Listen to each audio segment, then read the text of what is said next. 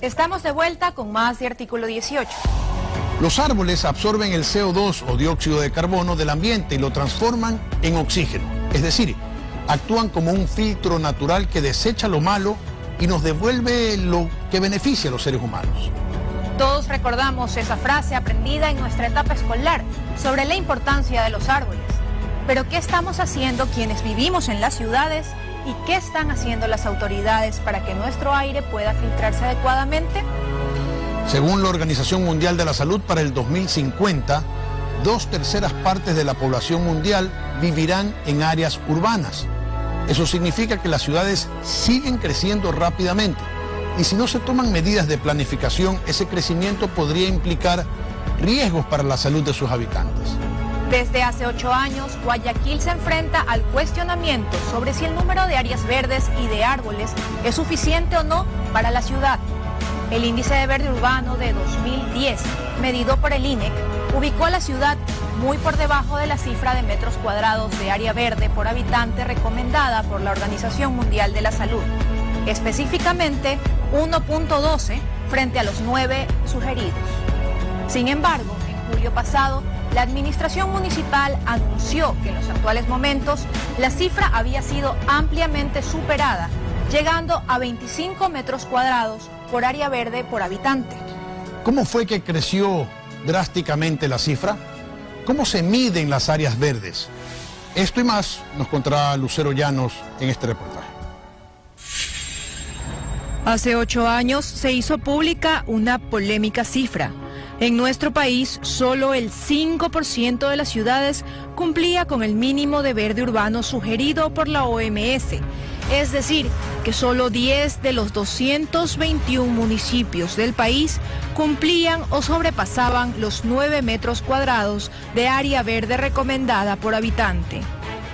La medición, según se explicaba en el documento, se había hecho a partir de la cartografía digital del Censo de Población y Vivienda del 2010. Y el cálculo del total de áreas verdes en metro cuadrado se realizó considerando como superficie de área verde a parques y plazas. Fue así como ese estudio determinó que Guayaquil había reprobado en materia de áreas verdes. 2 años después, el INEC realizó otro estudio de índice de verde urbano, en el que el 54% de los municipios del país cumplían con la recomendación de la OMS. La explicación para que la cifra haya variado en tan solo 2 años fue el cambio de la metodología, e incluso se advirtió que no era posible comparar datos. En esta segunda ocasión, además de parques y plazas, se tomaron en cuenta jardines, parterres, riberas, estadios, canchas deportivas y otras áreas verdes, en las que se incluyeron cementerios y terrenos baldíos. Sin embargo, en esta segunda medición, el municipio de Guayaquil no fue considerado porque no proporcionó ningún tipo de información.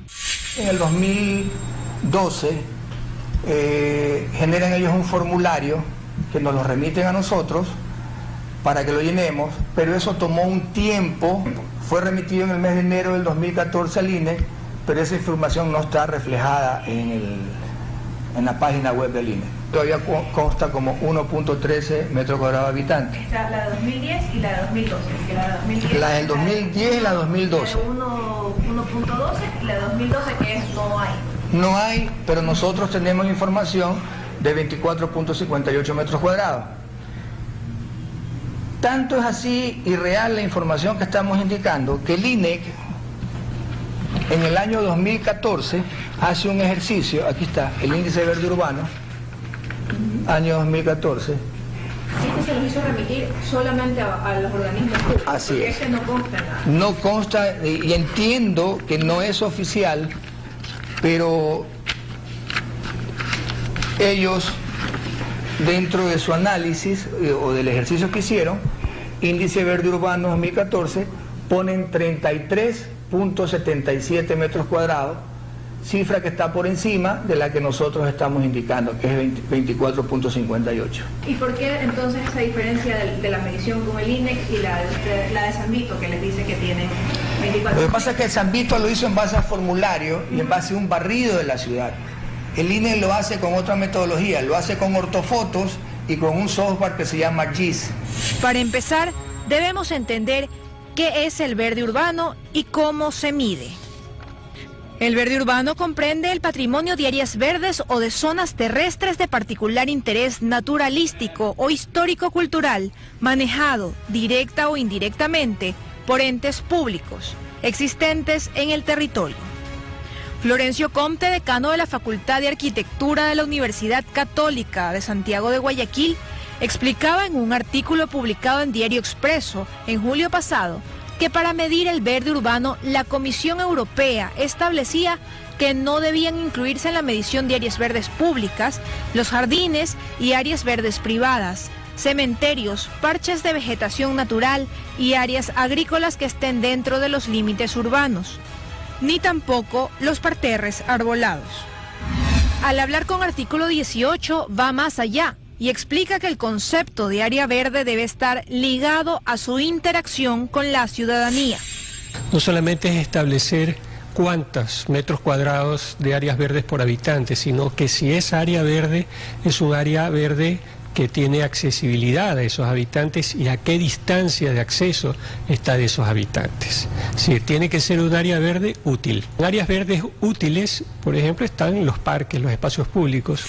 Y cuando habla de utilidad, apunta también a los beneficios que reciben las personas de las especies sembradas.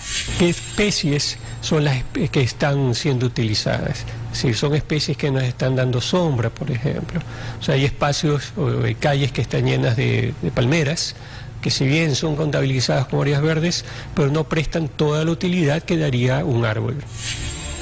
En el marco de la Conferencia de Desarrollo Sostenible de las Naciones Unidas, que se llevó a cabo en Río de Janeiro en 2012, se estimó que la contaminación del aire en exteriores es responsable aproximadamente de 1.3 millones de muertes anuales. Por eso, entre las propuestas se lee que un desarrollo más verde de los entornos físicos puede reducir el impacto del cambio climático y de los desastres naturales en las ciudades a largo término, y que las ciudades edificadas compactamente deberían mantener cinturones verdes dentro y alrededor de las zonas urbanas densas e internas, porque de esta manera se puede moderar las olas de calor urbanas, factor de enfermedad sobre todo para las personas mayores, sumado a que los espacios verdes urbanos filtran la contaminación del aire, facilitan el ejercicio físico, la producción de comida fresca y una mejor salud mental.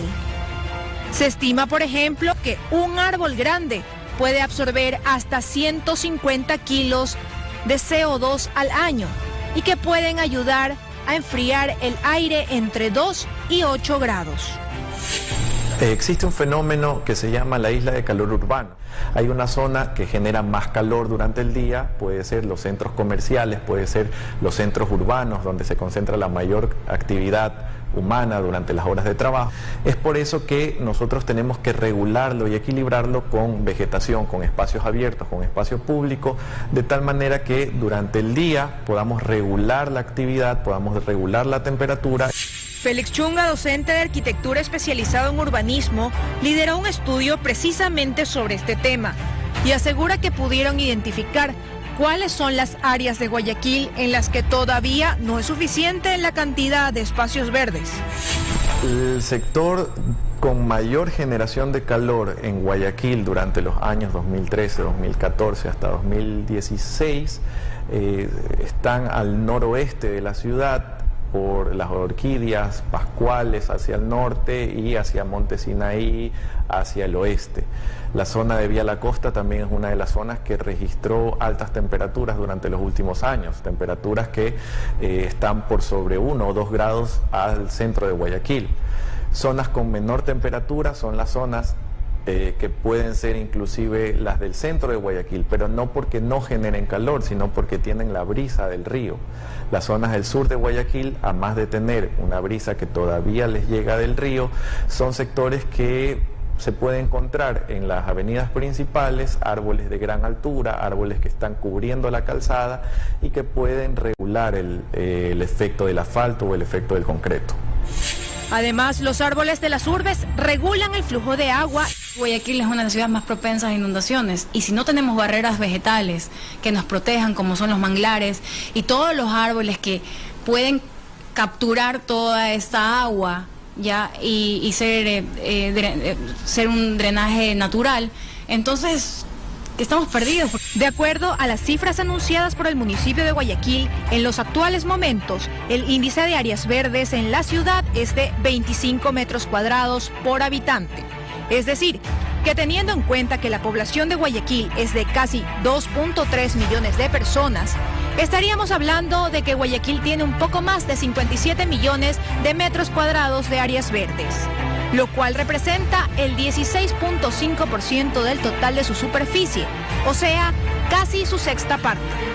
Los sectores marginales son los que más déficit de áreas verdes tienen, porque se dio en su momento un asentamiento irregular, que no fue planificado obviamente, pero esos son los sectores donde queremos rescatar. Ahora, en los nuevos asentamientos, estamos considerando espacios ya para futuro poder implementar parques y áreas verdes. Aún así, el Cabildo no se ha librado de recibir fuertes críticas al respecto. Primero, al preferir las palmeras por encima de otras especies en algunos proyectos, por la tala y trasplante de árboles de parterres de la Tarazana, Avenida El Bombero y otros sectores del norte, o la crítica más reciente, que fue la tala del Gran Ceibo ubicado en la Avenida Quito para dar paso a la construcción de la estación de la aerovía.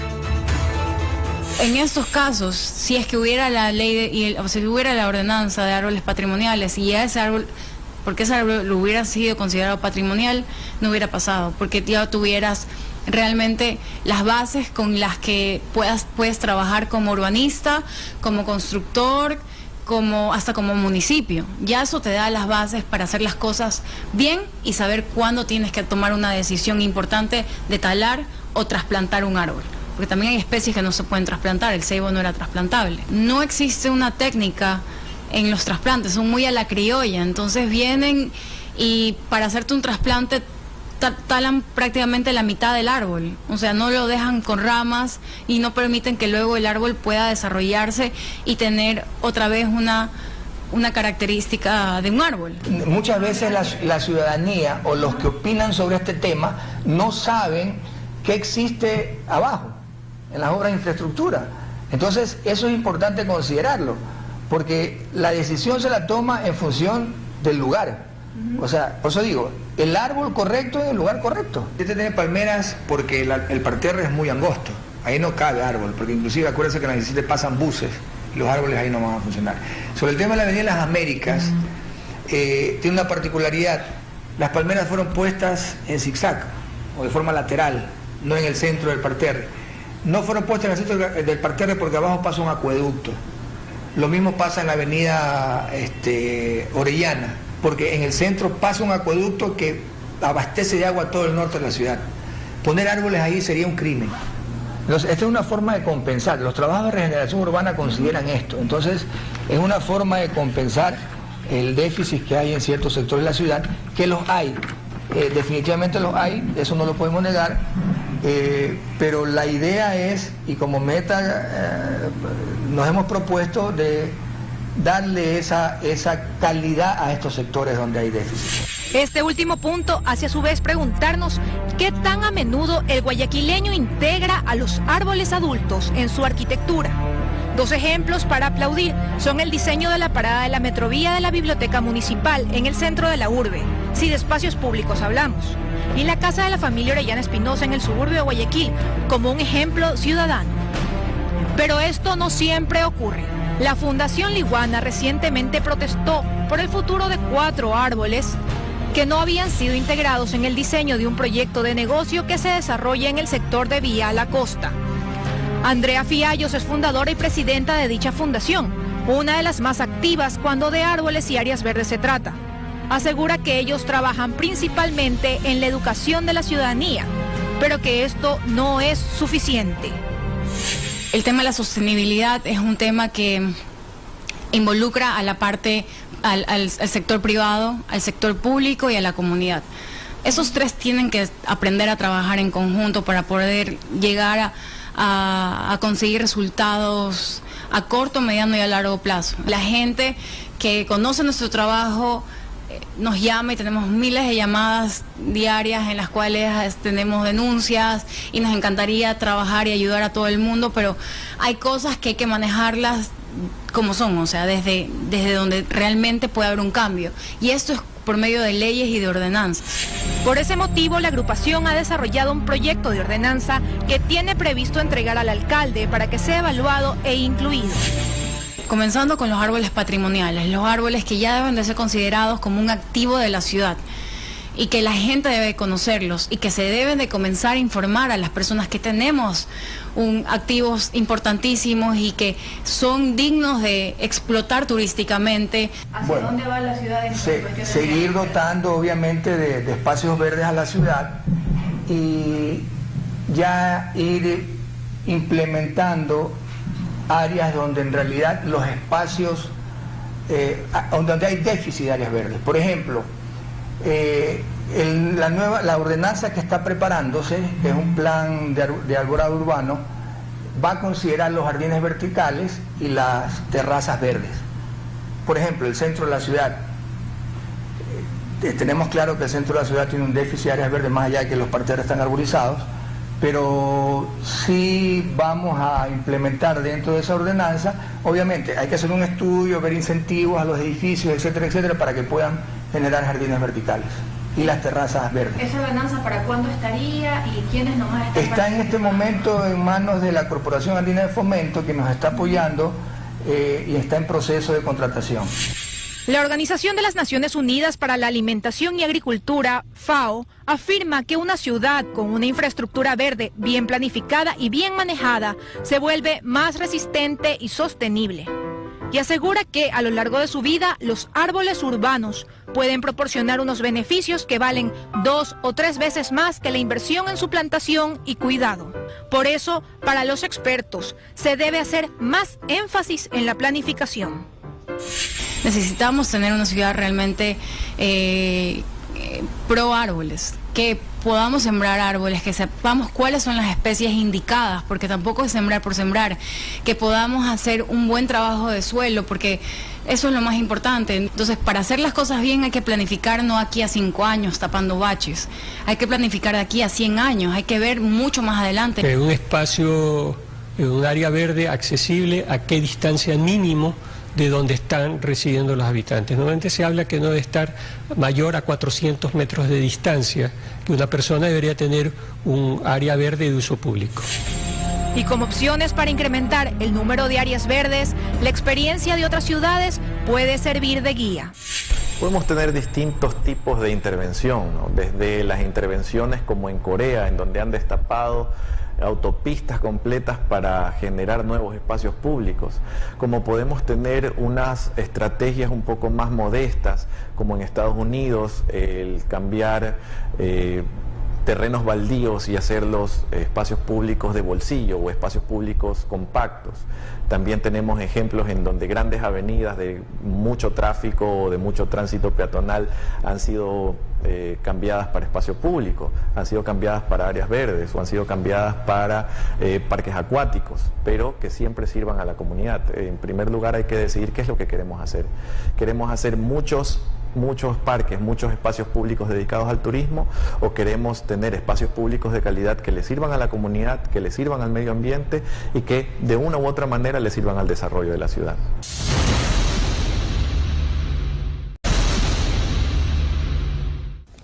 Muy bien, Lucero. Esto ha sido todo por hoy en Artículo 18. Nos vemos la próxima semana. Que tengan muy buenas noches.